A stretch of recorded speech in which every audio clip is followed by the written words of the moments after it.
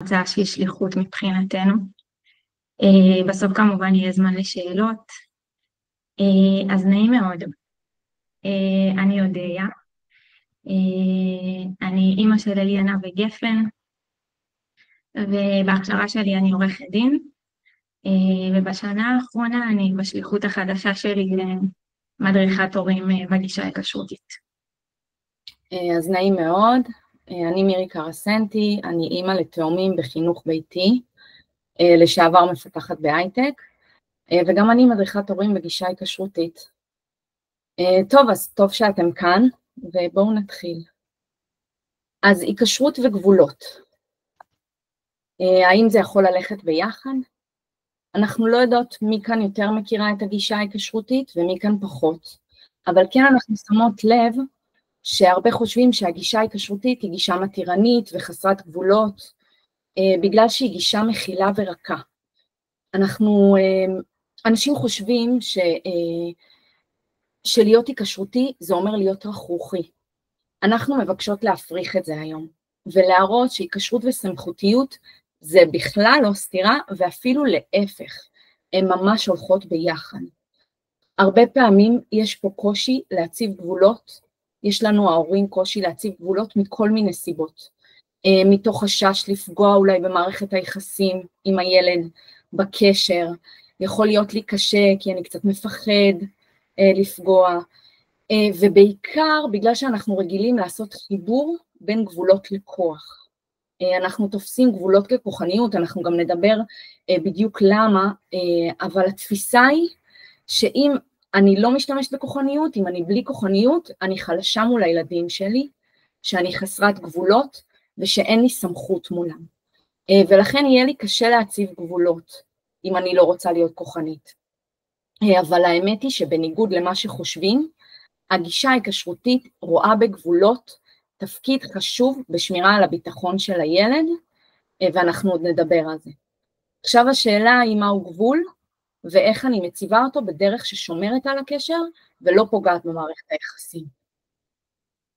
טוב, אז באמת התכנסנו כדי לדבר על איך אנחנו מציבות גבול בפועל, איך עושים את זה, תוך כדי שמירה באמת על מערכת היחסים הכי חשובה לנו, מערכת היחסים בינינו לבין הילדים שלנו. אבל לפני שבאמת נעמיק לשם, כמה צעדים אחורה לשאול בכלל מה זה גבול. אז יש לנו איזושהי נטייה לראות בגבול, יותר נכון ביכולת שלנו להציב את הגבול, כמשהו שהוא חיצוני לנו. כלומר, לא, הילדים שלי לא הולכים אחריי בזכות איזשהו כוח אמיתי שלי להוביל, אלא בזכות שימוש שלי באיזשהו אמצעי חיצוני לי. והרבה פעמים האמצעי הזה הוא סוג של כוחניות. זה יכול להיות איום, זה יכול להיות עונש, זה יכול להיות תנאי, זה יכול להיות ככה איזו צעקה שמרעידה את הכל. ולמעשה כל אלה הם בעצם הם מסמלים משהו שהוא חיצוני לנו והוא לא הכוח הפנימי שלנו. בדיוק כמו שאני לא שואבת את הכוח שלי כאימא, רק בזכות הטייטל הזה, אימא, אלא מתוך מערכת היחסים שאני בונה עם הילדים שלי, מתוך כל המשמעות העמוקה של מה זה להיות אימא, מתוך מה שאני מעניקה להם, אז ככה גם הגבול, הוא סוג של ביטוי של עבודה פנימית, ולמצוא באמת את הכוח הזה בעצמנו, ולא להשתמש באמצעים חיצוניים. וזאת בעצם באמת הנקודה הראשונה שנרצה להתעכב עליה בנושא של מה זה גבול, למצוא באמת את היכולת הפנימית ולא החיצונית. והנקודה השנייה היא בעצם הצעה, להחליף ממש את המשקפיים שעליהם אנחנו מסתכלים על גבול. גבול הרבה פעמים פשוט הוא מסמל לנו את ההבדל של מה שמותר ומה שאסור, כן ולא, קו אדום, והרבה פעמים הוא כמעט חוצץ בינינו לבין הילדים שלנו. אבל אנחנו רוצות בעצם להציע, להסתכל עליו כמשהו שפשוט משרת אותנו. משרת אותנו להעניק לילדים שלנו ביטחון והגנה, וממש יכול בסופו של דבר בצורה הנכונה להוביל אותם להתפתחות בריאה.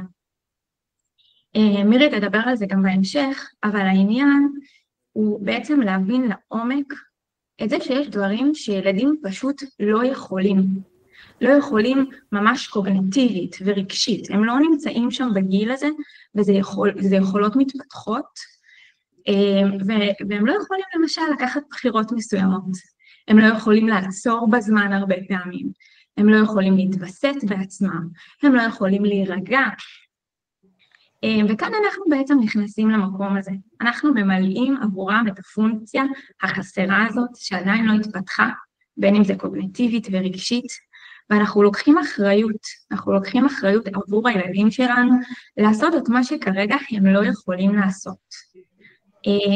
וכאן הגבול בעצם משנה את הצורה שלו, והוא לא כדי להעמיד במקום, הוא לא כדי ללמד לקח, הוא לא כדי שהם ילמדו סיבה ותוצאה, הוא פשוט משרת אותנו, הוא כלי בדרך למה שאנחנו רוצים להוביל את הילדים שלנו, ולכן אנחנו לוקחים עליו אחריות, ואין לנו שום ציפייה שהאחריות הזאת תהיה מהילדים שלנו. האחריות שלנו היא כהורים לעשות את זה עבורם.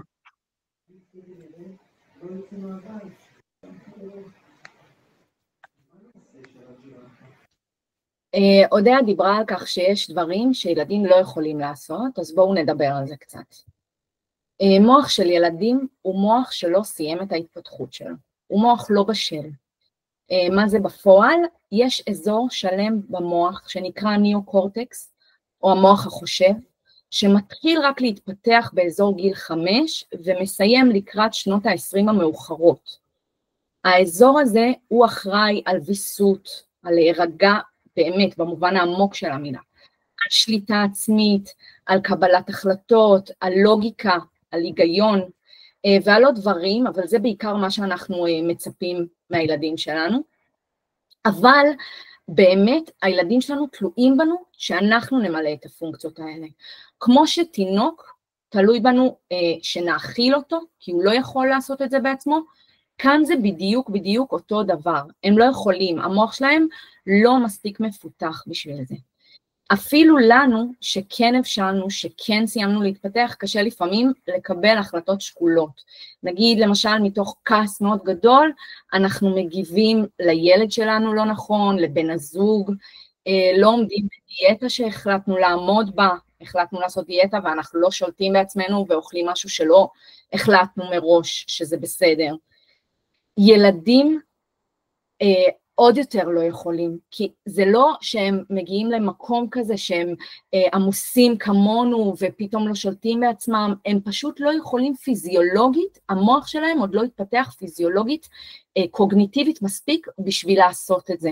וכשאנחנו מצפים מהם לעשות את זה, זו ציפייה שלא תואמת את ההתפתחות, לא תואמת את המציאות, כי הילד עוד לא התפתח לזה. אז אנחנו לא יכולים לחשוב שילד ישלוט בעצמו, או שהוא יוכל לחשוב בהיגיון, כי זה לא מותאם התפתחות.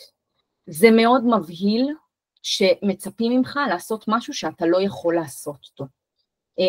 למשל, אם היו שמים אותך בג'ונגל ואומרים לך, טוב, עכשיו את צריכה להסתדר, ללכת, למצוא את הדרך, להסתדר עם חיות שמגיעות, למצוא לעצמך אוכל, וואלה, זה נורא מבהיל, כי את לא יודעת איך לעשות את זה, את פשוט לא יכולה.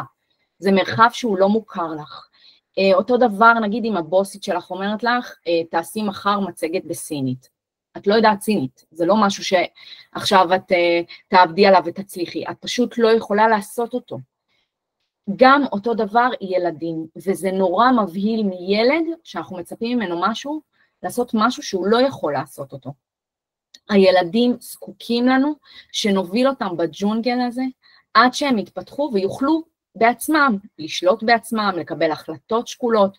אנחנו לא יכולים לבקש מילד לנווט ולהסתדר במקום לא מוכר, במקום שהוא לא יכול לעשות את זה, כי זה נורא מבהיל, זה מעלה את הבעלה שלו. וזה גם מתסכל נורא. ולכן גבולות הם פשוט ביטחון, הם ביטחון לילד, הם בריאות הנפש, כי כשעוזרים לך לעשות משהו שאתה לא יכול לעשות בעצמך, זה ביטחון, זאת המשמעות של ביטחון. זה לקחת את הילד ולתת לו יד בג'ונגל, זה מה שזה. הורה צריך לספק לילד שלו את כל מה שהוא לא יכול לעשות. ויסות, שליטה, לוגיקה, כל מה שהמוח עוד לא מספיק מסוגל לעשות לבד.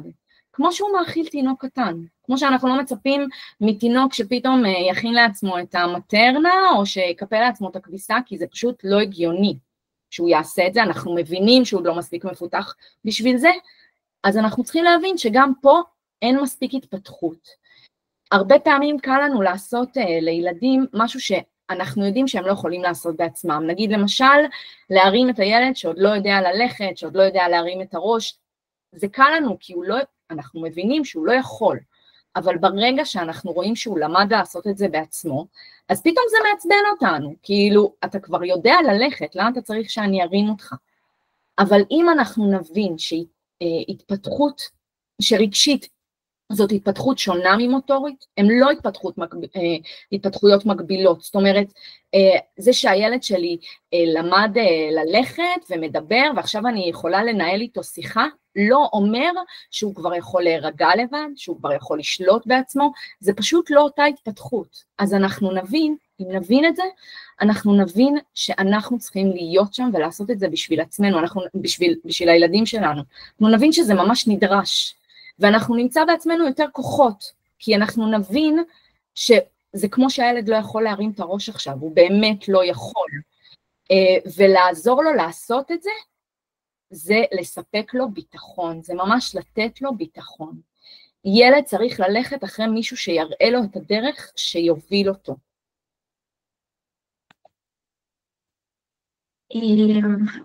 אז בואו נדבר על הדבר הגדול הזה, ילד צריך מישהו שיוביל אותו. הובלה הורית, כמה שזה עמוק.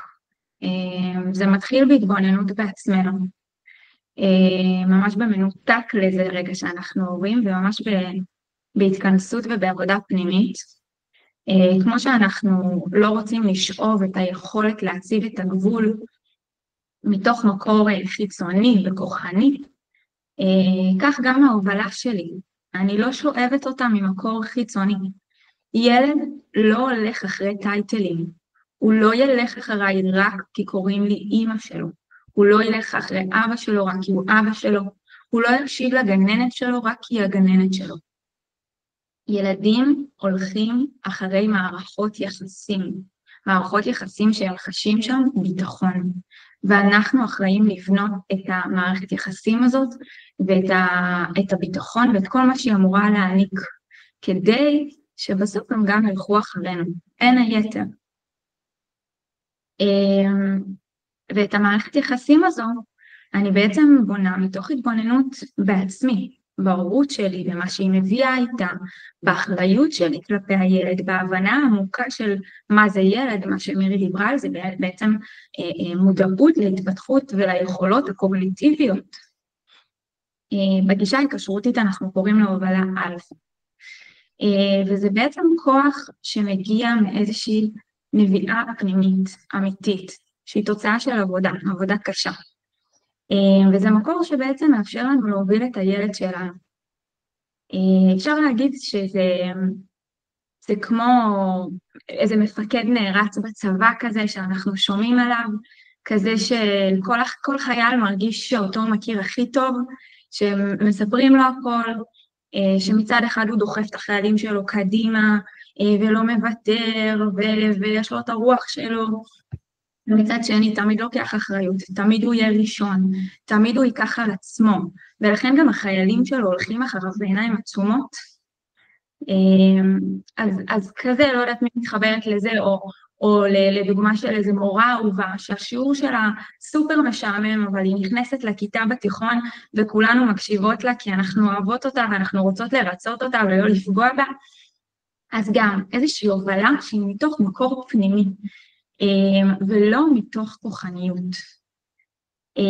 כל שינוי שאנחנו בעצם רוצים להוביל את הילדים שלנו, הוא מתחיל למעשה בהסתגלות לדרך החדשה הזאת. כמו שמתחילים גן, וברור לנו שהמשמעות זה הסתגלות הדרגתית, ואנחנו צריכים לקחת חופש מהעבודה, ואנחנו צריכים לגייס את הסבלנות שלנו, ועל כל המשמעות של הסתגלות. אז ככה גם גבול הוא למעשה ביטוי של הסתגלות.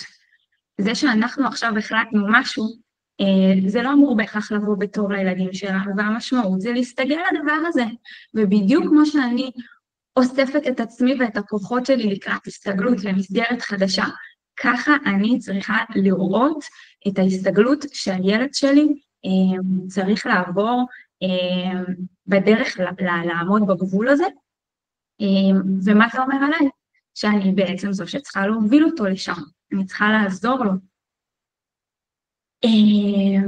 כל דרך אחרת למעשה היא לא תוביל להובלה שאנחנו שואפים עליה כהורים בכלל, ובטח בגישה ההיקשרותית ובמציאה הזאת של האלפא.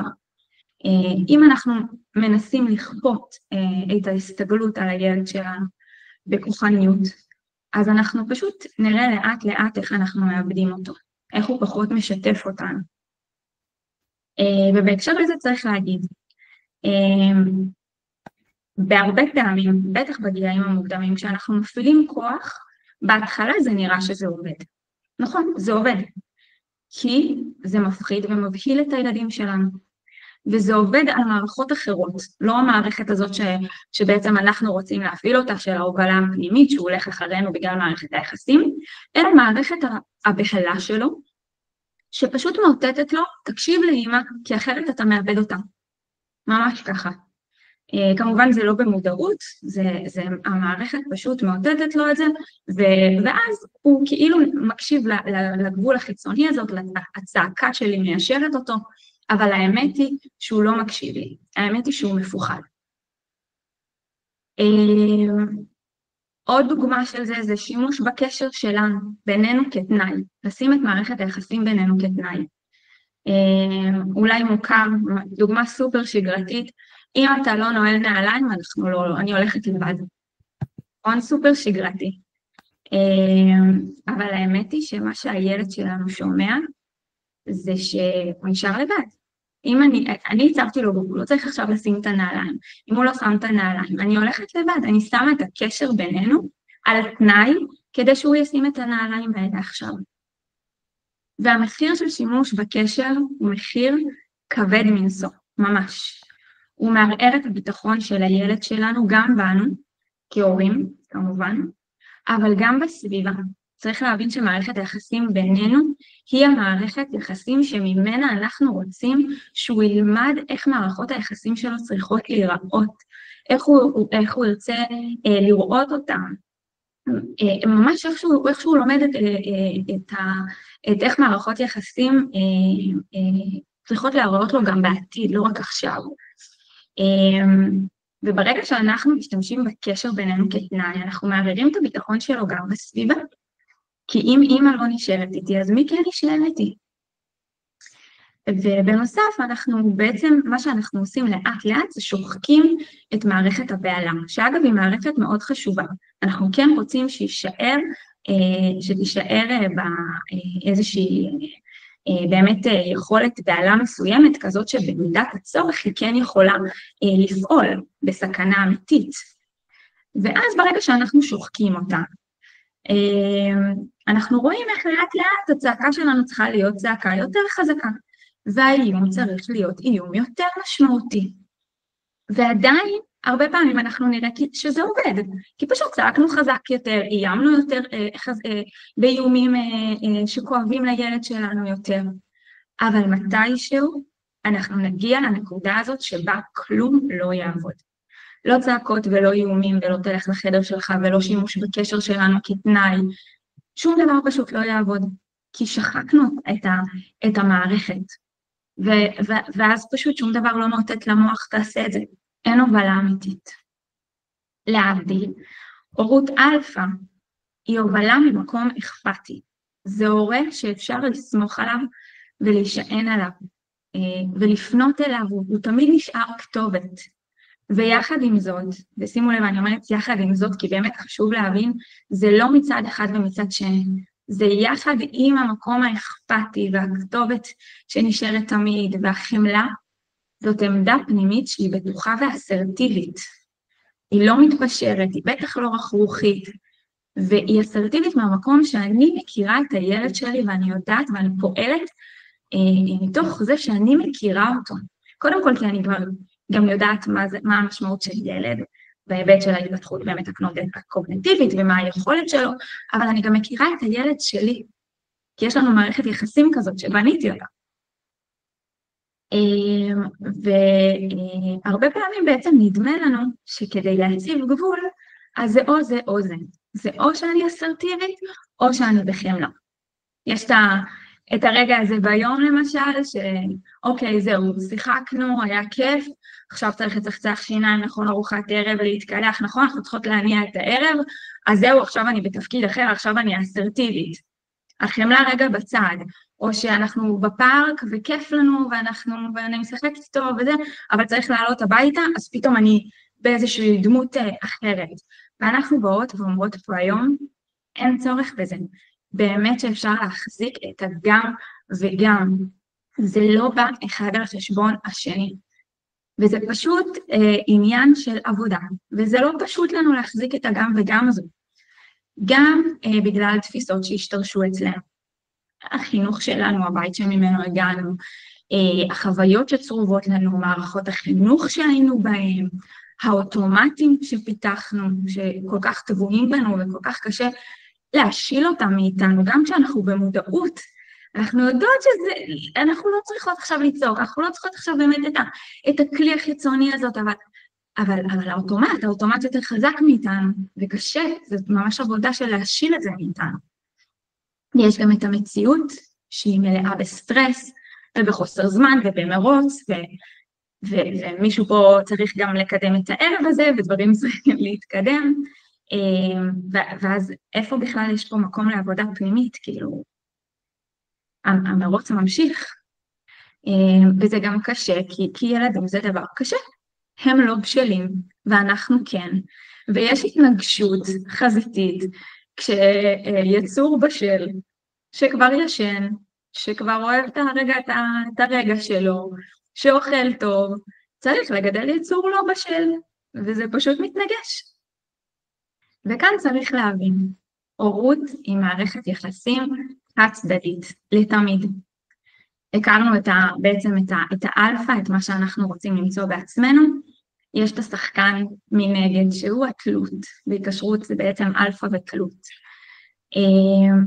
ואנחנו בעצם רוצים תמיד להיות באלפא, והילדים תמיד בתלות בנו.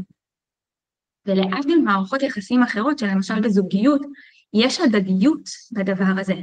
לפעמים אני באלפא, לפעמים בעלי באלפא, לפעמים אני בתלות, לפעמים הוא בתלות, ואנחנו מחזיקים את החיים האלה אחד עבור השני, ואז יש אוויר לנשימה. אבל בהורות אין את זה, אין הדדיות. תמיד אני מובילה. וזה עבודה מאוד קשה להחזיק כל הזמן את ההובלה. מה זה בעצם אומר בכלל? למצוא את הנביאה הפנימית הזאת בתוכנו, את האלפא. אז זה בדיוק הגם וגם הזה. זה גם העמדה האסרטיבית, להישאר באמת במקום לא מתפשר במקומות שבהם אני רוצה. אבל גם עם עיניים טובות ובחמלה, ולהסתכל על הכוונות הטובות של הילד שלי תמיד, בלי קשר להתנהגות שלו.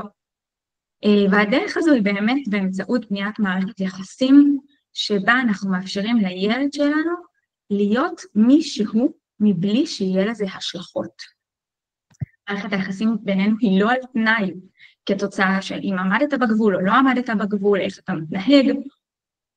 אני תמיד פה, אני תמיד באלפא, אתה תמיד יכול להיות בתלות. וחשוב להבין בהקשר הזה, שחלק מתהליך גדילה, אנחנו נחווה הרבה פעמים, וזה יכול להגיע גם בגילאים מאוד מאוד קטנים, שנתיים, התנגדות, זה נקרא גם רצון נגדי, וזה מה שאנחנו מכירות כלעשות דווקא, או שהוא בודק את הגבולות שלי, אבל האמת היא שזה פשוט תהליך של גילוי עצמי, וזה תהליך טבעי, הוא לא רק טבעי, הוא רצוי. ילד הוא כל כך חסר אונים ביכולת שלו לנהל את החיים שלו, להחליט על עצמו. אנחנו מחליטים עבורו למעשה הכל, הכל, הכל. ובהתנגדות הזאת הוא בעצם מגלה מי הוא. בכל מיני מקומות קטנים ביום הזה, שבהם כשהוא מתנגד, יש איזושהי באמת גילוי עצמי, מסע של גילוי עצמי. וכשאנחנו מבינים את זה, ואנחנו לא נבהלים, ואנחנו לא מעמידים את מערכת היחסים שלנו כתנאי, אז זה מתוך מקום שאנחנו מבינים את הילד שלנו, אנחנו מבינים שההתנגדות הזאת היא לא מצביעה על התנגדות כלפינו, הוא לא עושה לי דווקא, הוא לא בודק את הגבולות שלי, בהתנגדות הזאת הוא בכלל בודק את הגבולות שלו, הוא מגלה מי הוא. וכשאנחנו בעצם מבינים את זה, אז זה לא מתנגש, זה לא מתנגש עם היכולת שלו להמשיך ללכת אחריי, עם זה שהוא רואה במערכת היחסים במקום בטוח, אני לא מתערערת מההתנגדות הזאת, אני לא נבהלת מזה, וכשאני נשארת בטוחה, הילד שלי מרגיש ביטחון בי, וככה הוא גם הולך בסוף אחרי ההובלה. אז אמרנו שכוח פוגע במערכת היחסים שלנו עם הילדים. בואו נבין למה. כמו שיש לנו פרידות פיזיות, בהם אנחנו פיזית... 1 minute and a half.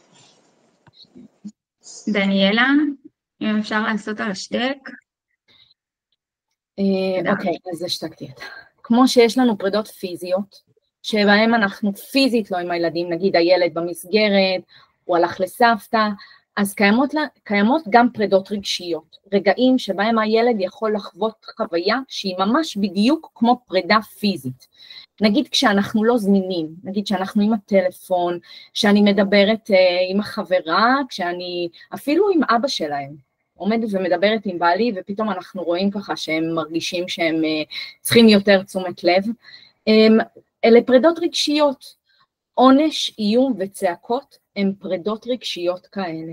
זה ממש ניתוק של הקשר.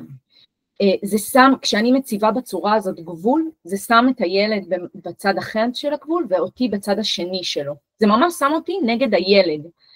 ילד נבהל מפרידה כזאת, מפרידה רגשית שכזאת, וזה לא מובן לו כמו שזה מובן לנו, הרי לנו זה ברור שהכל ממשיך, שהקשר בטוח, שאנחנו אוהבים אותו, אבל לא, זה בכלל לא מובן מאליו.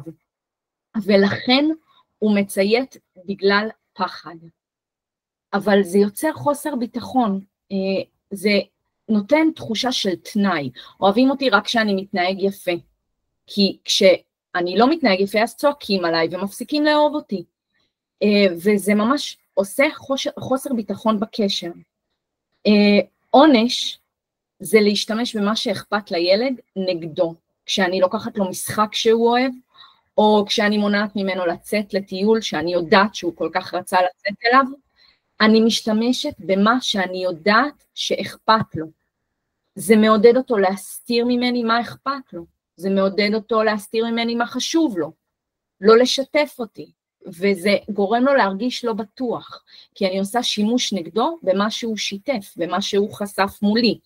תחשבו שהייתם מספרים משהו לבן הזוג, לחברה, והם היו עושים בזה שימוש נגדכם. הייתם בטוחים להמשיך ולשתף אותם? הייתם מרגישים ביטחון להמשיך ולשתף אותם? כנראה שלא. עונש יוצר חוסר ביטחון. ועוד משהו שעונש יוצר באופן כללי זה פחות אכפתיות. אנחנו מאוד רוצים שלילדים שלנו יהיה אכפת. אנחנו מדברים איתם הרבה על אכפתיות, מדגימים להם אכפתיות, נורא דואגים שיהיה להם אכפת מאנשים, אכפת מהסביבה, אבל עונשים יוצרים בדיוק ההפך. הם יוצרים פחות אכפתיות, כי באופן טבעי זה תחושה של סיכון כשאכפת לי, כי כשאני לוקחת את הילד שלי ומענישה אותו, אז אני עושה שימוש במה שאכפת לו, אז המוח מבין, רגע, אכפתיות זה מסוכן, אז אני טיפה אהיה פחות אכפתי, וזה יגרום לי להיות פחות בסיכון. אז היום יש הבנה, יש באמת קצת הבנה שעונש פוגע בילד ובקשר ומקטין את הילד, ולכן יש איזשהו ניסיון לשנות את הטרמינולוגיה. לדבר יותר על השלכות טבעיות ועל סיבה ותוצאה, אבל בפועל זה שווה לעונש, כי זה עובד על כוחניות ושיתוף פעולה מתוך פחד. למה זה ככה? כי ילד, כבר אמרנו, אין לו שליטה עצמית, אין לו, ולכן הוא לא יכול להבין השלכות. הוא לא יכול להחזיק את העניין הזה, שאני עושה עכשיו משהו פחות נעים, כדי שהוא ישתלם לי אחר כך. שזה בדיוק העניין של שליטה עצמית. נגיד למשל, אני עכשיו מאוד מאוד כועסת על הילד שלי, היה איזה עניין מאוד לא נעים, ואני נורא עצבנית, אבל אני לא אאבד את זה מולו, ואני לא אשתגע מולו, כי אכפת לי ממנו, ואכפת לי מהקשר בינינו, והקשר בינינו חשוב לי, ואני אוהבת אותו, אז אני אצליח לשלוט בעצמי. אבל ילד, הוא לא מבין את הקטע הזה, שאני צריך להחזיק את עצמי עכשיו, בשביל משהו של אחר כך, שזה ישתלם לי. הוא לא יכול להבין את זה, ולכן אין הבדל בין השלכה לבין עונש.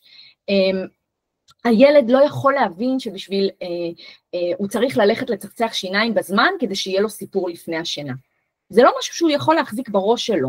הוא יכול, אנחנו יכולים להסביר לו את זה, הוא יכול להבין את זה באופן כללי, אבל רגשית הוא לא מספיק מפותח כדי באמת להצליח לנהל את הזמן הזה. הוא לא יכול להיות אחראי על להגיע בזמן לארוחת ערב, כדי שתוגש לו ארוחת ערב, או שהאוכל לא יהיה קר. הוא לא יכול, כי הוא לא יכול להיות אחראי לזמן, הוא לא יכול לנהל זמן, הוא לא יכול לשלוט בעצמו מספיק בשביל זה.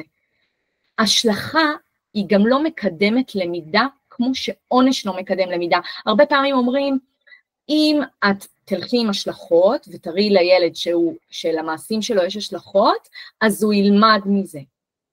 אצל ילדים, כבר אמרנו, השלכה זה כמו עונש, כי הם לא מבינים, הם לא יכולים להחזיק את זה בראש. כמובן, אנחנו מדברים על ילדים קטנים, שעוד לא התפתח להם המוח קוגניטיבית מספיק להבין את הדבר הזה. אז מבחינתם זה יוצר סטרס. כשאני אומרת לילד, אם לא תגיע בזמן לארוחת ערב, אז האוכל יהיה קר, או אם לא תגיע בזמן לצחצח שיניים, אז לא יהיה לנו זמן לסיפור, אני לא מלמדת אותו זמנים, אני פשוט מלמדת אותו שאין מספיק ביטחון שאני אנהל את הזמן, שזה משהו שהוא לא יכול לעשות. אי אפשר, אנחנו לא יכולים ללמד את הילדים שלנו משהו שעוד לא קיים במוח שלהם. אנחנו לא יכולים להאיץ את ההתפתחות הקוגניטיבית שלהם, ולכן אנחנו לא יכולים דרך השלכות או דרך עונשים ללמד שום דבר. זה עניין של הבשלה והתפתחות. אבל בעיקר העניין הוא גם האחריות. אם אני מבינה שהילד לא יכול, אז אני מבינה שזאת האחריות שלי. כמו שתינוק לא יכול להכיל את עצמו, זאת האחריות שלי להכיל אותו, אז הילד שלי לא יכול לשלוט בעצמו, אז זה האחריות שלי. אם אני מבינה שהוא לא יכול לעמוד בגבולות שלי, ולהיות אחראי להשלכות, אז אני יעזור לו לעמוד בגבולות, אז אני אשא בהשלכות, אבל אני לא אצפה שהוא יהיה אחראי לזה. אני אדאג להתחיל מוקדם את הערב, לבחור סיפור קצר יותר במידה והייתה איזושהי התעכבות, אבל אני לא יכולה לצפות ממנו לנהל את הזמן. הוא לא יכול להיות אחראי לזה. הובלה היא להתאים את הציפיות למציאות וליכולות הקוגניטיביות של הילד. כשאני כועסת, מאיימת ומענישה, אני מנסה לגרום לו לעשות דברים שהוא לא יכול לעשות אותם. במקום לעזור לו לעשות אותם. ולכן זה ממש חוסר ביטחון, כשהבוסית שלי צועקת עליי, למה את לא עושה בסינית את המצגת? זה לא עוזר לי ללמוד סינית, אבל זה פשוט גורם לי להרגיש שאני לא יכולה לסמוך על זה שאם יש משהו שאני לא יודעת, הבוסית שלי תהיה שם ותבין את זה. ובוסית זה כן מאוד רחוק, כאילו זה דוגמה רחוקה מקשר עמוק שבין אמא לילד. אז אמא שלי, אם היא פה בשבילי, היא תעזור לי כשאני לא יכול, והיא לא תעניש ותאיים עליי ותכעס עליי כשאני לא יכול, היא תיקח את האחריות. ולכן גבולות זה ממש ממש ביטחון, כי זה באמת באמת, אנחנו מובילות את הילד במה שהוא לא יכול, וכשאנחנו משתמשות בכוח, זה מוריד את הביטחון. ולכן האחריות היא עלינו, וזאת באמת הנקודה החשובה, שהאחריות פה היא עלינו. אז, סליחה, רגע, עברנו יותר מדי, סליחה. למה כל כך קשה לנו לא להשתמש בכוחניות? אז כשלנו, גם אודיה דיברה מקודם על מערכת הבעלה שהיא מאוד מאוד נשחקת, אבל כשלנו, וזה קורה באמת מהחוויות שלנו, כשלנו הציבו את הגבול וכעסנו על הגבול הזה, או בכינו, או לא צייתנו לגבול הזה, ההורים, המורים, מי שהיה סביבנו, המבוגרים שהיו אחראים עלינו, הפעילו עלינו כוח, הם צעקו עלינו, איימו עלינו, הענישו אותנו. הם השתמשו בסמכות ובכוח שהיה להם נגדנו, ואנחנו פשוט לא מכירים משהו אחר. זה החוויות שהולכות איתנו, זה מה שצרוב לנו. עוד סיבה שבגללה קשה לנו מאוד לא להשתמש בכוח, זה פשוט בגלל שכוח הוא דרך קלה. זה פשוט יותר קל, אין מה לעשות. כשאנחנו נתקלות באיזושהי חוסר עמידה בגבולות, באיזשהו קושי בבית, אנחנו טיפה מרימות הכל, טק, מתיישר, הילד מתיישר, הכל מסתדר לנו, זה לפחות בהתחלה.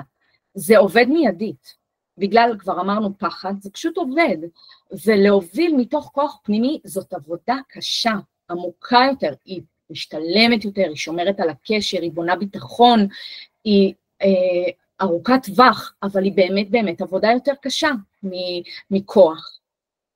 הורה שרוצה לפעול אחרת מכוחניות, עלול להרגיש חסר כלים, ולכן אנחנו פה.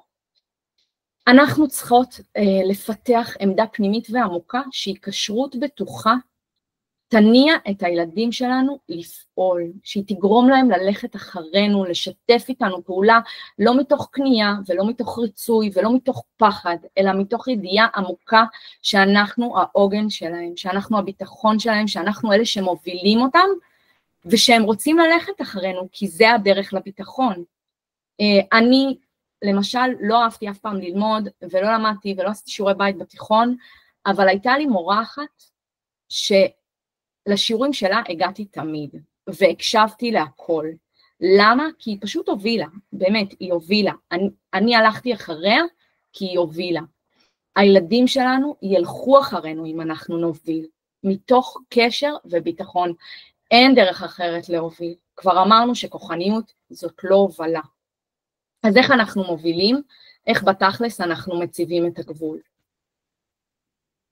טוב, אז קודם כל אני מקווה שהצלחנו ככה להעביר את הרעיון עד כמה שאפשר, שבבסיס של הגישה לגבי הצבת גבולות, שבאמת הכל דורש התבוננות פנימית ועבודה, את ההבנה בהיבט של ההתפתחות הקוגניטיבית, את הדרך שבה פועלת מערכת היחסים בינינו, את הדרך להניע לפעולה, ובאמת כל הזמן יש חזרה על זה שכל הדברים האלה הם עבודה שלנו, עבודה פנימית, דרך הסתכלות, דרך לקיחת אחריות. אבל אנחנו מבינות שאנחנו מדברות על עבודה פנימית, אז הרבה פעמים זה לא כלי, נכון? כאילו, בסדר, אבל מה עושים? אז קודם כל נכון, זה לא כלי, וזאת עבודה, וזה עיקר העניין, להבין את זה. אבל אנחנו כן ננסה להעביר לכם דרכי התמודדות לשיתוף פעולה. זה הזמן לרשום למי שרוצה. אז בשלב הראשון, מבט פנימה, ולשאול את עצמנו שאלות, באמת לפנות לזה את הזמן, ולשאול את עצמנו שאלות. האם אני מובילה? איך מערכת היחסים ביני לבין הילד שלי? איפה הקשר בינינו עומד אחרי יום שלם? וזה כל אחת כמובן צריכה לחשוב על היום שלה, על היום של הילד שלה נראה. כמה זמן בנפרד, אם יש צהרון, חוגים, הולכים לחברים, פוגשים סבתא, פארקים, כמה אני בעצם בנפרדות וכמה אני עובדת אחר כך על להחזיר את הקשר. היה קשר עין, דיברנו, היה לנו זמן בלי הסחות, וזה גם הוביל אותנו בעצם לשאלה השנייה, שזה לבחון מה הגבול שלי. וזה באמת מטשטש, כי מה זה הגבול שלי? אני מורכבת כל מה שאני, זה הוויה אחת ענקית שקשורה בדרך שבה גדלתי עליה, האידיאולוגיות, החינוך שלי, ההורים שלי, מה שעברתי בחיים, כל זה מרכיב את הגבול שלי. ויחד עם זאת אנחנו יצור מתפתח ולומד, והרבה פעמים אנחנו רוצים גם לעשות דברים אחרת, ואנחנו כן יכולים לבחון את השאלה הזאת במנותק מהניסיון שלנו לרצות את הסביבה, את המשפחה, את מה שחונכנו עליו, את מה שהגננת של הילד שלי או המדריך שלו בחוג מצפה שאני אהיה. סתם דוגמאות כזה של היום יום, למה זה מפעיל אותי שהילד שלי עומד בזמן ארוחה? למה אנחנו תמיד אומרים שב. אוקיי, הוא היה צריך לשבת בגן, הוא היה צריך לשבת אחר כך שעה בבית של החבר, אבל למה גם בבית שלנו? עכשיו יכול להיות שתגידו, שיש לכם סיבה מספיק טובה וזה בסדר, אבל זה עניין שצריך להתבונן בו, או הנטייה הטבעית הזאת קצת להנמיך את הווליום של הילד שהוא מדבר בקול ואנחנו אומרים לו ששש. וגם כאן אנחנו צריכים להבין, הילד שלנו היה עצור כל היום, היה צריך להתנהג בהתאם בגן, אם אחר כך הוא המשיך לאנשהו, בחוג, אם היה בבית של חבר, אז בנימוס בבית של החבר, אבל עכשיו הוא איתי, עכשיו הוא בבית שלו, אז למה הנטייה שלי רגע להגיד לו, להנמיך אותו? וזה שאלות שאנחנו צריכים לשאול את עצמנו, למה הדברים חשובים לי? למה זה מפעיל אותי? למה דווקא עם הילד הזה? וזה מי שיש לה כמה ילדים יכולה מאוד להתחבר, זאת שאלה חשובה בהיבט של יחסי אחים. למה משהו שמפעיל אותי עם ילד אחד שלי לא מפעיל אותי עם הילדה שלי? למה, מאיפה נובעת השונות הזאת ביחסי גבולות? האם אני פועלת מתוך ערכים שאני באמת רוצה להוביל אליהם ולקדם? ביטחון, שייכות, מוסר, הגנה גם על הילד שלנו. או שיש פה גם היבטים של כוחניות ושל אגו, של אתה תעמוד בגבול הזה כי אני אמרתי, כי אני אימא שלך, או כדי ללמד לקח. וכשאנחנו עוצרים, כשאנחנו שואלים את עצמנו את השאלות האלה, אז אנחנו גם יכולות באמת להבין האם יש פה הובלה אל הערכים שלי, למה שאני באמת מאמינה בו ורוצה בו, או שיוצא שאני כופה את דעתי, שלא נדבר על זה לפעמים שזה דעות של אנשים אחרים. אז זה ככה במבט על הצבת גבולות, על הדרך שבה אנחנו בכלל מגיעים להציב את הגבול, וברגע שכבר הגענו לשם, אז להציב את הגבול בעדינות, וזה הגם וגם הזה שדיברנו עליו, גם להיות באסרטיביות, אבל גם להיות בחמלה, כבר הצבנו את הגבול, זהו, אין צורך גם לאיים או להתנות, או בטון המאיים, הצבנו את הגבול, זהו, עכשיו אנחנו עומדים בו. זה כמובן מקשר אותנו לנקודה הבאה של להיות בצד של הילד ולא נגדו. לזהות, אם זה פחות מתאים לו, אם הוא מתנגד, אם זה מעלה בו רגשות שליליים וניתן להם מקום. הגבול לא אמור לבוא לילד שלי בתור רק כי אני החלטתי שזה הגבול. דיברנו על זה, התנגדות היא תהליך טבעי, וזה בסדר שזה לא יעבור לו בתור. והמשמעות שזה יעלה רגשות שליליים וזה יעלה. ואנחנו ניתן להם מקום. הוא יכול לבכות, הוא יכול לכעוס, וזה בסדר, כי איתי אתה יכול להיות כל מה שאתה רוצה בתוך מערכת היחסים בינינו. הגבול לא עומד ביני לבין הילד שלי.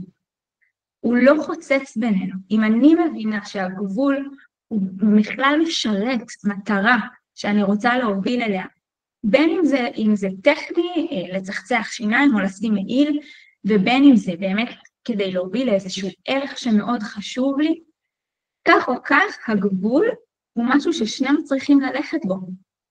הוא לא חוצץ בינינו. ואגב, זה גם ממש בסדר עם ההתנגדות המאוד מאוד קשה, עם הרגשות המאוד עזים האלה, יגרמו לנו גם לחשוב רגע, אולי לא בא לי להציב את הגבול הזה עכשיו, אולי בא לי להגיד שזה כן בסדר בסוף. אותנטיות בהורות היא סופר חשובה, ואם פתאום משתנה דעתכם, זה גם בסדר. זה בסדר להיות פה וזה בסדר להיות שם, העיקר שנהיה בצד של הילד. וזה גם מוביל אותנו לנקודה הבאה בהקשר הזה של להיות בצד של הילד, וזה לעזור לעמוד בגבול. זה חלק מהאחריות שלנו כהורים, וזה חלק מההבנה העמוקה של מה בכלל ילד יכול לעשות בעצמו. ואנחנו עוזרים לעמוד בגבול. תנעל נעליים, ואני עוזרת לו לנעול נעליים. אם הסתיימו עכשיו הכינוחים, השלב של הכינוחים בשולחן, אז אני לא אומרת לו תפסיק לאכול ומשאירה לו מול הפנים את העוגה המגרה הזאת, אני לוקחת אותה משם כדי לעזור לו לעמוד בגבול שהצבתי. אני רוצה שהוא יצחצח שיניים, אז אנחנו מקפצים ביחד לצחצח שיניים. אני עוזרת לו לעמוד בגבול. יש עוד כמה דברים שיכולים לתמוך בזה, ומירי תמשיך אותי. טוב, אז מה עוד יכול לעזור לנו בהצבת גבולות? הרגלים קבועים בבית יכולים ממש לעזור להוריד את ההתנגדות ולשמור על הגבול שהצבנו.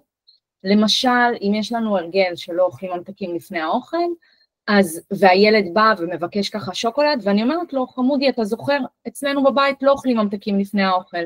עכשיו, זה לא 100% יוריד את כל ההתנגדות והרגשות שלו, אבל זה כן יכול להרגיש לו קצת יותר מוכר, קצת יותר ידוע, וזה כן יגרום פחות להתנגדות.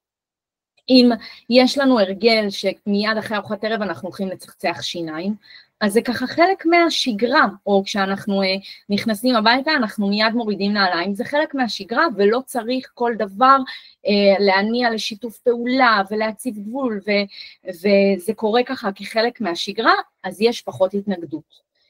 הדבר השני הוא שיכול לעזור לנו, זה באמת לא להיסחף עם הגבולות.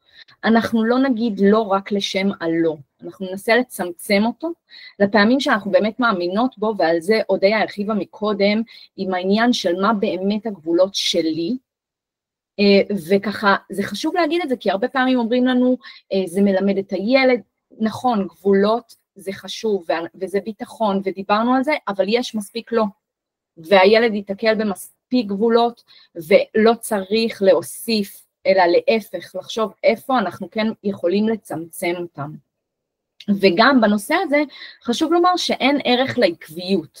אנחנו כמובן לא רוצים לבלבל את הילד, כן, לא, כן, לא, אבל זה ממש בסדר להחליט שגבול מסוים הוא כבר לא רלוונטי, החיים הם דינמיים, אנחנו בני אדם, אותנטיות זה חשוב כמו שאמרה הודיה מקודם, זה ממש בסדר לשנות את מה שאנחנו חושבים, זה ממש בסדר להחליט שגבול שאתמול חשבתי שהוא סופר חשוב, היום אני כבר פחות רואה אותו, זה ממש בסדר להחליט נקודתית שעכשיו יש לי פחות יכולת הכלה, אז קצת יותר, אני בעניין של לוותר כרגע, אני כרגע הגבול הוא פחות חשוב לי, כי אני לא יכולה להכיל את הקושי שבהתנגדות, זה בסדר. ובאמת הנקודה האחרונה שמאוד מאוד חשובה זאת משחקיות, ואולי הכי חשובה בעניין של העזרה בהצבה של הגבול, משחק הוא ממש השפה של הילדים, דיברנו על זה שהמוח שלהם לא מפותח מספיק בשביל להחזיק שליטה עצמית, בשביל להחזיק ולהבין היגיון, אבל הדרך כן לדבר איתו זה משחק. הכלי הזה של משחקיות זה ממש ערוץ תקשורת ישיר לילד. משחקיות יכולה לעזור לנו כשאנחנו מבקשים את השיתוף פעולה של הילד, שזה גבולות שהרבה יותר קשה להציב אותם. אם אני רוצה להגיד לילד שלי שהוא לא יכול את השוקולד שהוא מבקש, אז יהיה לי הרבה יותר קל להציב גבול כזה, כי השוקולד הזה הוא אצלי, ואני נשאר לי להכיל את הקושי. אבל כשאני ממש צריכה את השיתוף פעולה של הילד, שאני צריכה שהילד יגיע לצחצח שיניים, שאני צריכה שהוא ממש יקים את עצמו ויניע ויבוא, אז זה הרבה הרבה יותר קשה.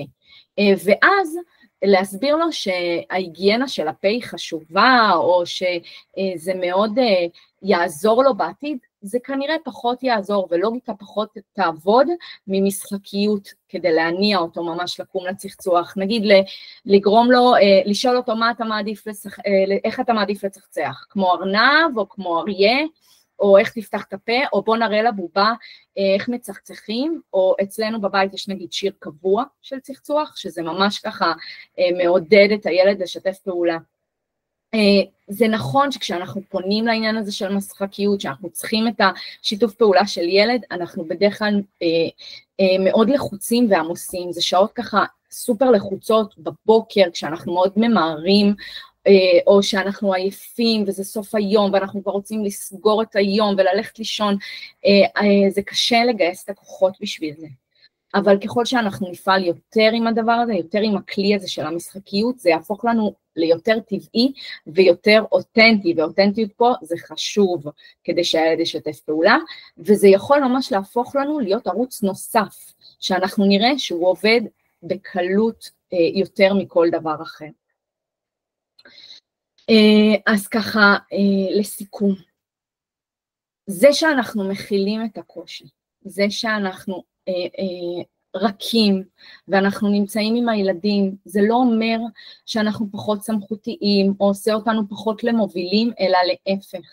אמרנו שכדי שילד ימצא בנו את ההובלה וירצה ללכת אחרינו, הוא צריך להיות מקושר אלינו, הוא צריך להיות בקשר בטוח, צריך להרגיש אכפתיות, הוא צריך להרגיש שאנחנו מקום שבו אפשר להישען, שהוא יכול להישען עלינו, הוא צריך להרגיש ביטחון. כוחניות זאת לא סמכות, זאת לא הובלה. סמכות אמיתית זאת הובלה שהיא מתוך ביטחון. אם אנחנו נבין שגבולות זה לא שהם בשביל לעזור לנו, זה לא שהם יעשו לנו חיים קלים, זה לא בשביל שיהיה לנו סדר בבית, זה באמת באמת גבולות, זה למען הילדים, למען הביטחון שלהם, יהיה לנו הרבה יותר קל להציב אותם מתוך חמלה ומתוך הובלה אמיתית ולא מתוך כוחניות. כי אנחנו דואגים לביטחון של הילדים שלנו כשאנחנו מציבים גבולות, וכוחניות זה בטח ובטח לא ביטחון. אנחנו נסיים עם משפט שאני מאוד מחוברת אליו מתחילת הדרך של הרב שלמה קרליבך. אם אנחנו נותנים לילדים שלנו מקום, הם יעשו לנו מקום במקומות שאנחנו לעולם לא היינו מגיעים אליהם לבד. הערות שלנו בתוך העומס הזה המטורף של החיים והמרוץ היא הרבה פעמים על אוטומט, גם עם האהבה הגדולה שאנחנו מרגישים בלב ושאנחנו נרדמות ואנחנו מסתכלות על התמונות של סוף היום, בסוף אנחנו באיזשהו מרוץ כזה. וגם אנחנו כבר הורים, נכון? אנחנו במקום אחר כבר, אנחנו מבוגרים, הזמן שלנו של הצמיחה יסתיים. אז האמת היא שההורות היא לגמרי חלק מהמשך הגדילה שלנו כבני אדם. ואנחנו ממשיכים לגדול ולהתפתח ולצמוח פשוט ביחד עם הילדים שלנו. וכשאנחנו נותנים להם מקום ושאנחנו מאפשרים להם להראות לנו את הדרך, אנחנו בעצמנו גדלים. ובמקומות מסוימים כמובן אפילו יכולים לרפא בעצמנו חלקים מסוימים. היום מדברים המון על איך הילד שלי ישתף אותי, מה להגיד לו כדי שהוא יספר לי איך היה לו בגן, איך אני אמשיך להיות הכתובת של הילד שלי גם בגיל ההתבגרות. אז התשובה היא הרגשת ביטחון, מתן מקום לרגשות, לא לשים את הקשר בינינו על תנאי, לא להשתמש במה שחשוב לילד שלנו כנגדו.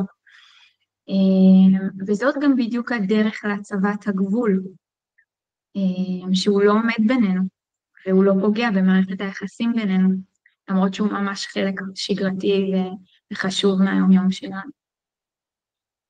זהו, אנחנו מקוות שבאמת הצלחנו להעביר בזמן הקצוב הזה את הרוח של הדברים, שאולי אפילו להעניק לכם ידע וכוחות.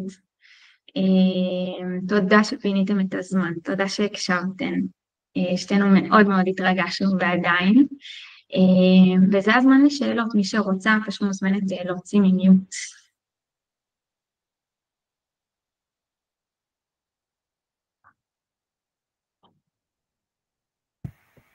נראה לי שהיה גם איזה משהו בצ'אט, רק אני כאילו, אין לי מושג איך מגיעים לצ'אט.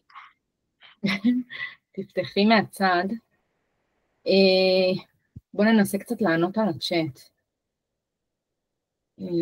הצלחת לפתוח, הודיה? כן, אז איך זה שיש ילדים בני 3 שכן מבסטים ושולטים בתגובותיהם, לעומת ילדים בני 3 שאינם? איך ניתן להסביר את השוני? אז האמת היא שאין ילדים בני 3 שמבסטים ושולטים בתגובותיהם. יש ילדים בני 3 שהדרך הובילה אותם להתנהג בצורה הזאת. אם זה בגלל כוחניות, פחד, בעלה, זה לא מתוך מקום מבוסת, ילד בגיל 3 לא יכול להתווסת, זה ממש לא יכולת קוגניטיבית שיש לו, זה ממש כמו לחשוב שילד בן חצי שנה יכול ללכת, זה בדיוק יושב על אותו מקום, זה רק נדמה לנו, וכנראה שזה פשוט ממקום אחר, כמובן כדי להבין את ההתנהגות עצמה, זה משהו שצריך ככה להסתכל על לתוך העומק ולא את קצה הקרחון, אבל זה לא באמת ויסות. אפשר שאלה? כן, בטח. היי, מה נשמע? קודם כל תודה רבה, היה מאוד מאוד מעניין.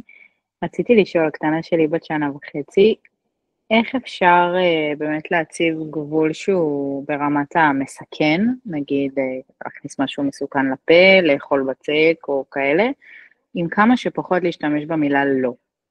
כי היא עושה מזה צחוק. היא אומרת לי לא, ועושה, וכאילו אני מבינה שלאורך זמן השימוש במילה לא הוא כאילו כמה שפחות עדיף, אז איך אפשר לעשות את זה במובן של גבולות שמסכנות אותם? אז במובן כזה של גבולות שמסכנות, זה כאילו משהו שהוא מסוכן, זה פיזית לעצור. זאת אומרת, פיזית, מנסה להכניס משהו בפה, פיזית לקחת לאותו, אתה אפילו לא צריכה להגיד משהו, את יכולה להגיד, זה מסוכן, אנחנו לא מכניסים את זה לפה, אבל זה ממש הפיזית של לעצור, כי באמת היא לא יכולה אפילו להבין את העניין הזה של מסוכן, והחיוך, זה יכול להיות שזה קצת משחק, וזה יכול להיות שהיא מנסה להבין מה קורה, ויכול להיות שזה אפילו קצת, כאילו שזה מביך אותה, כאילו היא לא מכירה את זה, היא מנסה להבין מה קורה כאן. אני יכולה להגיד לך שהתאומים שלי הם בני 2.5, וכשאני אומרת להם על משהו לא, הם צוחקים ביחד. כאילו זה איזושהי מבוכה שהם לא יודעים כל כך איך להתמודד עם הדבר הזה. אז בדברים שהם סכנה זה פיזית לעצור, כי באמת זה אחריות שלנו. יש פה עוד מישהי שרוצה לשאול? כן, לי יש שאלה. גם רציתי להגיד תודה, שהיה מעניין, וגם, האמת יש לי 2 שאלות. אחת, זה אם עד עכשיו, הילדה שלי תכף בת 4, ואם עד עכשיו הגישה הייתה כאילו מאוד כוחנית, כאילו אם עכשיו אני אעבור לגישה ההיקשרותית, כמה אני באמת יכולה לתקן, כאילו, כמה זה מקלקל. איזה שאלה. אז התקווה בגישה ההיקשרותית, וזה לתמיד, כלומר אנחנו מדברות גם על גילאים הרבה יותר בוגרים ועל כל מערכות היחסים, לא רק בינינו לבין הילדים שלנו, זה שתמיד אפשר לתקן כשרוצים וכשעושים עבודה. ולכן כשאנחנו נעים פחד שכבר קלקלנו, שכבר מה עשינו, אז גם אנחנו בעצמנו קשה לנו להוביל לשינוי, כי אנחנו כל הזמן במין תקיעות כזו. כי אנחנו כבר מרגישים שזהו, אנחנו גם חושבים, אנחנו בונים על זה את כל התגובות שלנו. טוב, היא כבר ככה כי זהו, כבר זה התקלקל. אני ככה ואני לא אצליח להשתנות. ברגע שרוצים וברגע שיש מודעות שגם עולה לכדי פעולה ועשייה ולמידה ותיקון, זה תמיד אפשרי. תמיד, ואני מדברת על קשרים בין הורים, שלא דיברו עם הילדים שלהם, שלא דיברו כמה שנים. ברגע שרוצים, אפשר לתקן. ועוד שאלה באותו הקשר, התחלנו תהליך כאילו, ומאז שהתחלנו, וגם קצת לפני, היא כל הזמן אומרת לי, אמא אני אוהבת אותך, אמא אני אוהבת אותך, כאילו, אבל זה מרגיש שזה... לא, זה לא מרגיש כאילו ממקום של אמא אני אוהבת אותך, זה מרגיש ממקום של לרדוף אחריי, או למרות שאני נותנת מלא תשומת לב, אבל כאילו אני עונה לה בחזרה באהבה ובחיבוק ובהכל, אבל כאילו איך אני יכולה להוריד לה את הבעלה הזאת, כאילו הודיה, תני. אוקיי. אז קודם כל זה חלק באמת מתהליך. העניין הוא גם להבין שכן יש גיל שבו זה חלק מהשורשים של הילד שלנו. שורש האהבה זה שורש שהוא מתפתח, הגישה הכשרותית למעשה נשענת על שורשים, ושורש האהבה הוא באמת שורש שמתפתח, ואז אנחנו נראה פשוט יותר גילויי חיבה ואהבה מהילדים שלנו, לפעמים אפילו בזמנים לא קשורים, בכל מיני סיטואציות לא קשורות, זה הזמן שבו ילדה פתאום רוצה להתחתן עם אח שלה או עם אבא שלה, וכל מיני דברים כאלה, והרבה אני אוהבת אותך ואני אוהב אותך, וכן, לפעמים זה גם יכול להיות חלק ממרדף, ובהקשר הזה מרדף הוא משהו שלחלוטין צריך להבין לעומק, לעשות שם עבודה, להוריד בהלה, אבל זה צריך לזהות באמת על איפה זה לשם. תודה. יש פה עוד שאלות? יש לי שאלה, סליחה שאני זה פשוט אני מניקה תוך כדי. יש לי ילדה בת 2.4 בערך, שכל פעם שאני אומרת לה לעשות משהו, לא כל פעם, אבל נגיד אני אומרת לה לעשות משהו, היא לא מקשיבה, נגיד סתם, תאספי את הצעצועים. לא מקשיבה, אוקיי, אני מבינה שלא בא לה עכשיו, אבל לפעמים היא כאילו עושה בכוונה ותעיף עוד יותר את הצעצועים, כאילו, היא כאילו תעשה בדיוק ההפך ממה שאני מבקשת, ואני כאילו לא יודעת איך להתייחס, לכעוס, לא לכעוס, להציע עזרה, אני כאילו לא יודעת איך להגיב לזה. כן, אז התאומים שלי הם בדיוק בגיל הזה, ואני רואה את זה הרבה, זה באמת מאוד שגור בגיל הזה. קודם כל, ילד, כמו שהסברנו, הוא לא יכול להיות אחראי על לאסוף את הצעצועים. למה? כי הוא לא יכול להחזיק את זה. אמא, אני מאוד אוהבת אמא שלי ואני רוצה להקשיב לה, אז אני אעשה משהו שמבאס אותי. כי היא כרגע לא בא לה לאסוף את הצעצועים. אז עם כל האהבה אלייך, זה מאוד קשה לה להניע את עצמה לפעול, כי אין לה את העניין הזה של זה שווה לי לעשות משהו שאני לא רוצה, כי אני מאוד אוהבת את אמא שלי ואני רוצה להקשיב לה. אז היא עוד לא בגיל כזה. את יכולה להתחיל לאסוף בעצמך, והרבה פעמים זה יכול לגרום לזה שהיא תצטרף, וגם אם לא, זה באמת לאט היא תגדל, היא תבין יותר את העניין הזה של מה זה לערבב את הרגשות שלה, להרגיש שגם לא בא לה, אבל זה שווה לה, כי היא אוהבת את אמא שלה, והיא רוצה לעשות בשביל אמא שלה, אז זה באמת העניין הזה של הבשלות, והעניין שהיא עושה הפוך דווקא, זה יכול להיות מכל מיני סיבות, אבל אחד הסיבות הכי נפוצות זה תסכול. את אומרת לה לאסוף, היא גם רוצה לאסוף, היא גם לא רוצה לאסוף, יכול להיות שזה מגיע לאיזשהו מקום קצת אולי כועס, אולי מצפה, והיא מתוסכלת, אולי היא אפילו סתם רוצה להמשיך לשחק בצעצועים, אז היא לא רוצה שיאספו אותם, אז היא מתוסכלת, אז כשרואים תסכול, אז הרבה פעמים זה בא לידי ביטוי באגרסיביות, בזריקה של צעצוע, או זה מה שיש לידה כרגע, זה המקור אולי לתסכול, אז זה מה שאת רואה. כן. זה נראה לי הכי, בלי לנתח יותר מדי את הסיטואציה. אוקיי, תודה. בכיף. יש פה בצ'אט, את רבקה שכתבה, ילדים לא הולכים רק אחרי דמויות שיש שם מערכות יחסים בריאות, עובדה שילדים נמצאים גם במערכות יחסים לא בריאות. אז זה נכון עובדתית, ילדים נמצאים גם במערכות יחסים לא בריאות, קודם כל כי אין להם שום ברירה, לילד אין שום יכולת להחליט באיזה מערכת יחסים הוא נמצא. ילדים נשארים בתוך מערכות יחסים,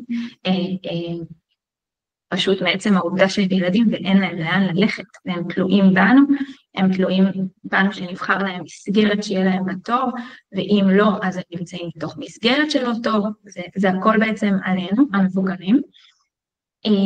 וכשאנחנו מדברים על הנמצאים, אז אנחנו מדברים על נוכחות פיזית. ילדים כנראה יהיו שם בהתנגדות מאוד מאוד גבוהה.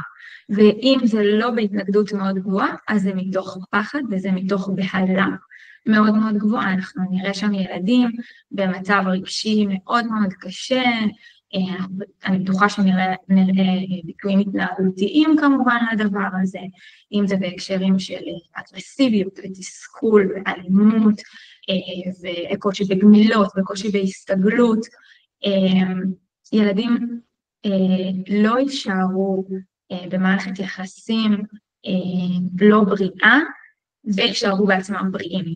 זה ממש סותר את זה, כי רק דרכנו המבוגרים מיטיבים סביבם, גם הורים וגם אבל צוותים חינוכיים, סבתא וסבא אם הם דמויות מאוד מאוד קרובות.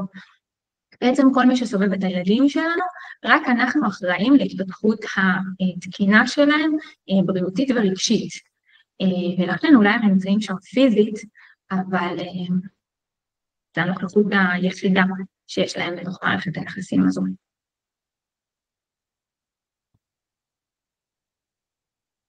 בשאלה השנייה של רבקה, אני לא כל כך הבנתי אותה. אודיה, אם את מבינה יותר, אז...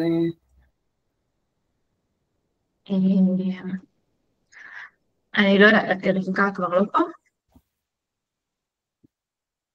אז אולי לא נפרש את הדברים שלה. נעבור...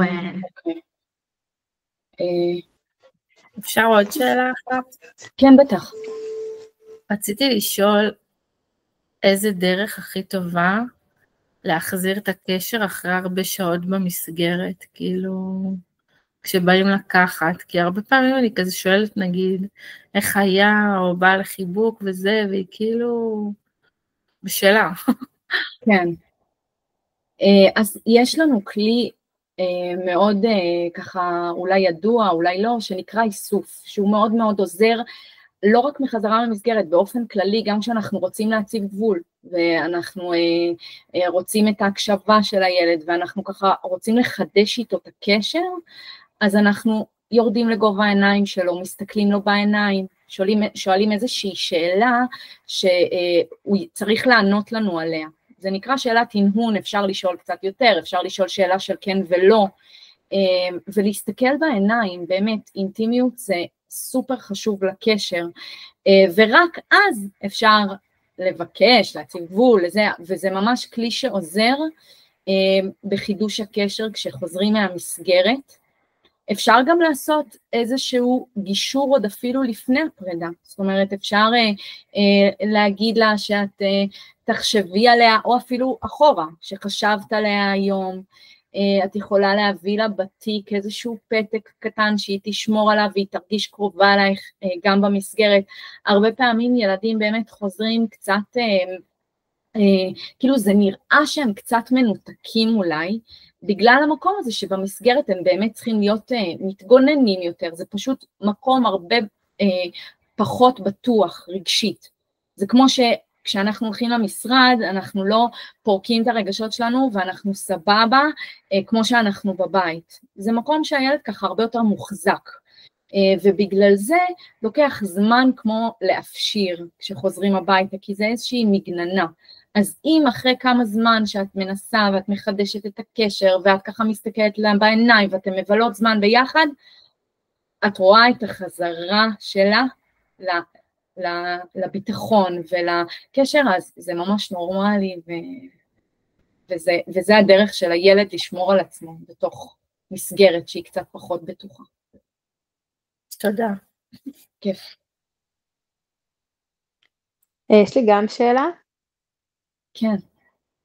במקרה שנגיד קצת כעסנו, אמרנו משהו שהתחרטנו, אתם ממליצות להתנצל בפני הילד, או איך לעשות מה שנקרא רוורס לסיטואציה? אודיה, תוקחת את זה? גילו שהיא אהובה שלי, נראה לי שכדאי שאתה נתנהג במישור המקצועי. אוקיי, אז ככה, אני כן מתנצלת, כי זה גם תלוי מה היה, וזה גם תלוי ברמת הרגישות של הילד. זאת אומרת, אם יש ילד שאת מרגישה שהוא מאוד מאוד ילד רגיש, והוא צריך באמת מאוד ביטחון, יש ילדים ככה שהם הרבה יותר רגישים, אז אולי שם פחות יותר לקחת תובלה שהיא חזקה יותר. אבל באופן כללי, והילדים שלי גם הם ילדים רגישים, אני כן מתנצלת מתוך המקום הזה שאני אנושית, ושהם לומדים ככה, הם לא צריכים אימא מושלמת, הם צריכים אימא שיודעת לחזור ולהתנצל ולראות אותם ולגשר על פרדות רגשיות, כמו שדיברנו על פרדות רגשיות, והם צריכים אימא שמרגישה אותם, וכמו שאני מרגישה אותם כשקשה להם, אז כשהם רואים שגם אני קשה לי ואני מראה את זה, אז יש פה איזה משהו אנושי שהם יודעים שגם הם בהתנהגות שלהם היא בסדר, ושהכל בסדר, כי גם אני ככה, וזה איזשהו גישור, זה גם איזשהו גישור של היה ככה, היה לי קשה, אז קצת יצא שצעקתי ולא הייתי צריכה, ואני הכי אוהבת אותך בעולם, וזה נראה לי אחלה דרך ללמד את הילדים שלנו, שככה כולנו אנושיים, ואפשר לעשות טעויות ולחזור בך ולתקן. תודה.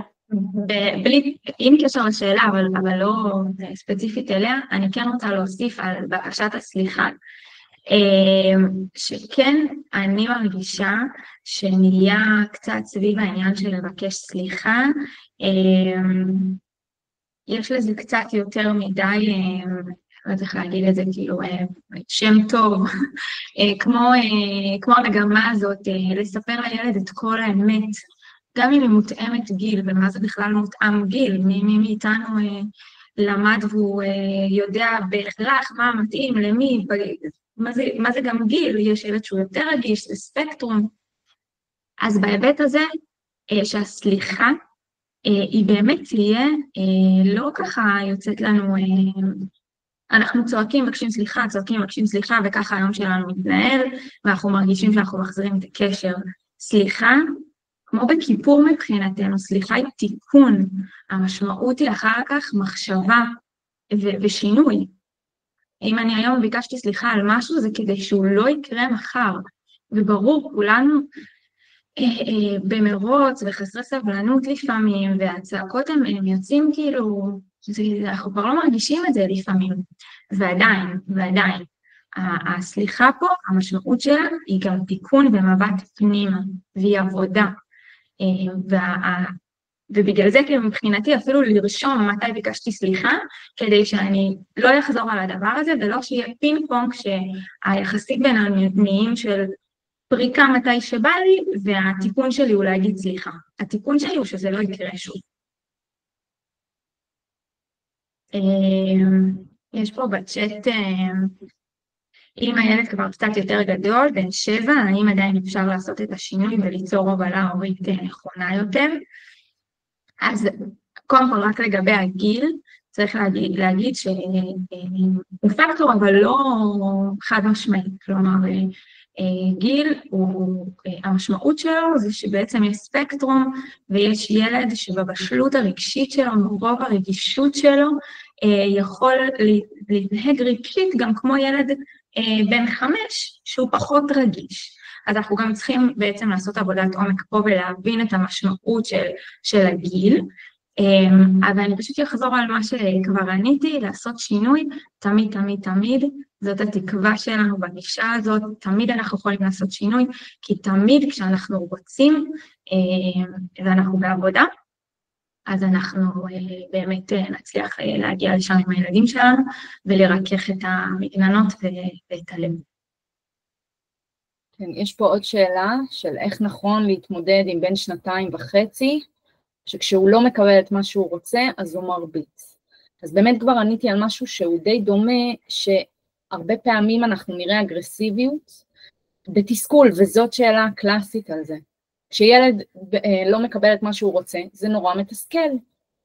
גם אנחנו, כשאנחנו לא מקבלים את מה שאנחנו רוצים, זה מתסכל ומבאס אותנו. אבל אנחנו לא עכשיו שוברים את הכלים בשום המשמעות של זה, כי אנחנו מצליחים, אנחנו מספיק מפותחים, בשביל לערבב עם זה עוד רגש, בשביל לערבב עם זה לוגיקה, להבין שאנחנו עכשיו לא משתגעים פה, כי אנחנו אוהבים את האנשים שסביבנו, כי אכפת לנו, כי אנחנו רוצים להישאר הגיוניים, כי אנחנו לא פורקים הכל החוצה, אבל ילד בן 2.5, אין לו עדיין את היכולת הזאת, להישאר אסוף, לשלוט בעצמו ובמה שהוא מרגיש, ואנחנו צריכים להבין שזה פשוט, תוצאה של אגרסיביות של ממקום מתוסכל, ואז אפשר לעשות עבודה, או לראות מה מאוד מתסכל אותו,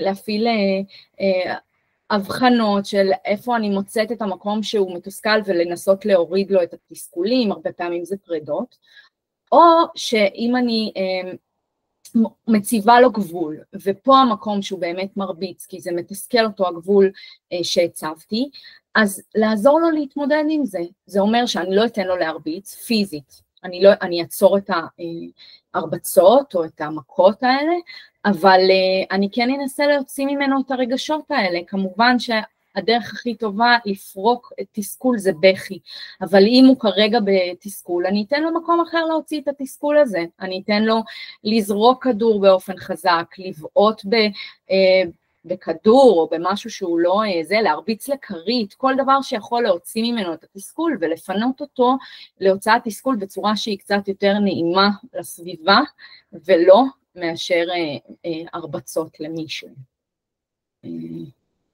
נראה אם יש פה עוד שאלות.